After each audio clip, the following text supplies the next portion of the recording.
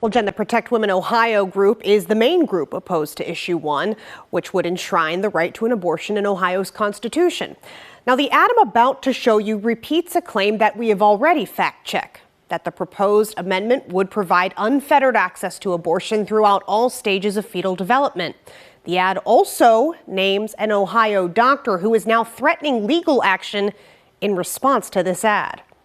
Martin Haskell invented partial birth abortions in Ohio. The ad titled "He's Back" is centered on Dr. Martin Haskell. You just heard the claim that he invented partial birth abortions. The term partial birth abortion is not a medical term. It was first coined in the 1990s by the National Right to Life Committee to refer to a procedure called dilation and extraction. The anti-abortion group started using the term in response to a paper Haskell wrote and presented to the National Abortion Federation. It described a variation he developed for an existing procedure.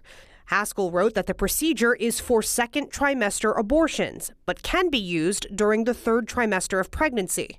His clinics were unsafe. A bipartisan coalition stopped him. To back this claim, the ad cites this story from the NBC affiliate in Cincinnati.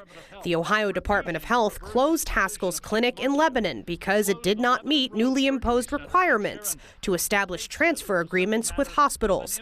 In a cease and desist letter sent this week to Protect Women Ohio, Haskell's attorney calls the claim in the ad false and defamatory, and the requirements that led to the closure political and not reflective of the safety record. The legal abortions performed in Dr. Haskell's clinics are one of the safest and most common procedures in contemporary medicine, the letter says. The vast majority of the rare complications from abortion are minor and treated successfully in an outpatient setting. Haskell remains a licensed physician in Ohio and operates a clinic near Dayton. For 20 years, Haskell's painful late-term procedures have been illegal. Congress passed the Partial Birth Abortion Act in 2003, banning dilation and extraction. The ban remains in effect today, except when the pregnant person's life is endangered. Now, he's back, contributing 6 figures to pass Issue 1.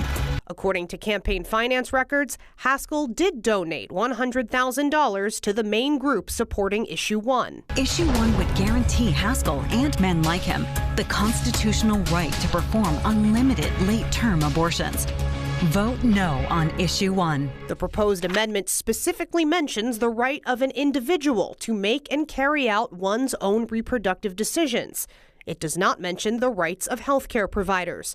The proposal also says abortion may be prohibited after fetal viability, unless a doctor deems it necessary to protect the patient's life or health.